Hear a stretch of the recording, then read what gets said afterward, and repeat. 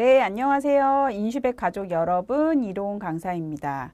오늘은 허혈성 뇌혈관 질환 수술비에 대해서 좀 알아볼 건데요.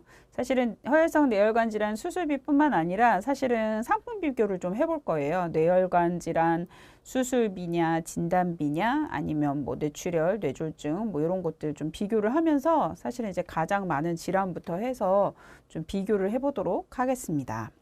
사실은 이제 새로운 상품 또 여기 산정특례까지 좀 최근에 나왔잖아요. 그럼 어떤 게 더 많은 보장을 하고 있고 좀 차이점이 뭔지, 그리고 또 수술이 또 가장 중요하기 때문에 이 수술비에 대해서 좀 알아보면서 끝에는 좀 상품 비교하는 시간 가져보도록 하겠습니다. 자, 이제 보험약관상에서 이 허혈성 질환 진단비는 뇌혈관 질환이면서 동시에 이제 수술이 했을 때 보험금이 지급되는 거기 때문에 이제 수술의 정의와 장소가 매우 중요합니다. 그래서 이게 의사의 치료가 필요하다고 인정되는 경우 약관에서 이제 명시를 하고 있는데요.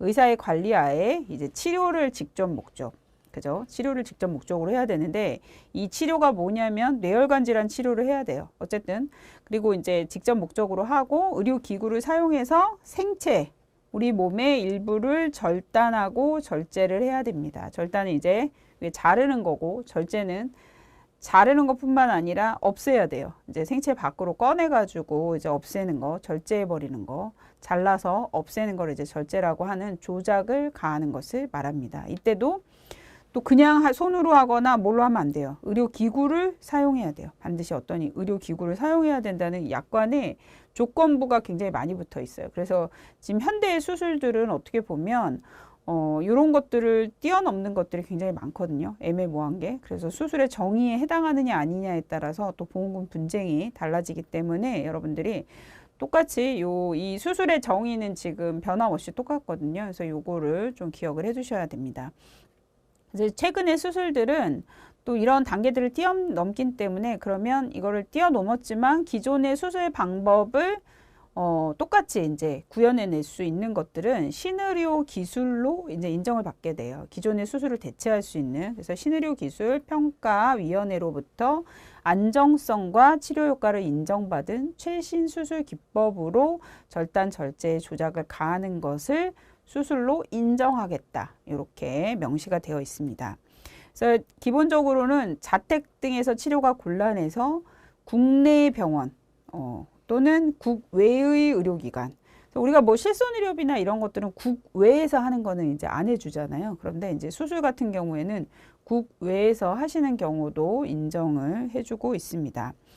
그 다음에는 이런 이제 약관마다 조금 다른데 눈 관련 질환의 경우 레이저에 의한 수술을 이제 제외하겠다. 뭐 이런 내용도 있고 그 다음에 또 제외하는 게 뭐냐면 흡인, 천자, 신경차단, 미용 성형 목적, 피임 목적, 검사 및 진단 수술은 제외하고 있습니다. 대부분 흡인, 천자 자체를 이제 뭔가 넣어가지고 하는 경우에는 천자에 뽑아내는 거죠. 액체 같은 거를. 그럴 경우에는 이제 제외를 하고 있습니다. 그래서 이게 기본적으로 이 내용은 뭐냐면 직접 치료 목적이냐 아니냐 요거하고 연결되어 있어요. 그래서 이게 뭐 미용, 성형, 피임 목적 이런 건 치료라고 볼 수가 없으니까 이런 것들은 인정하지 않겠다. 이런 내용이고요.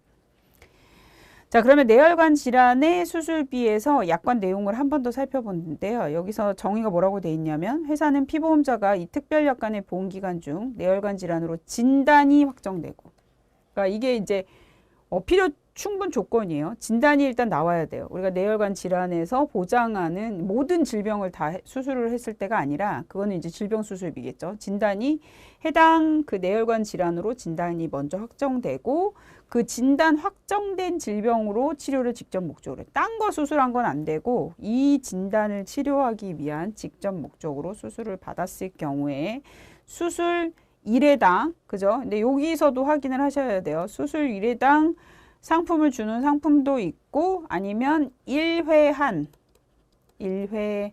한으로 이렇게 또 보장을 해주는 1회만 딱 일회성으로 지급하는 이런 상품도 있죠. 그러니까 우리가 요거냐 이 해당 상품이 수술할 때마다 매번 주냐 아니면 한 번만 주고 특약이 소멸하느냐 이것도 차이가 있어요. 그러니까 당연히 뭐 여러 번 주는 게 더 보험료가 비싸겠죠. 그래서 이게 1회한인지 아니면 여러분 상품 설명하실 때 고객님들한테 이렇게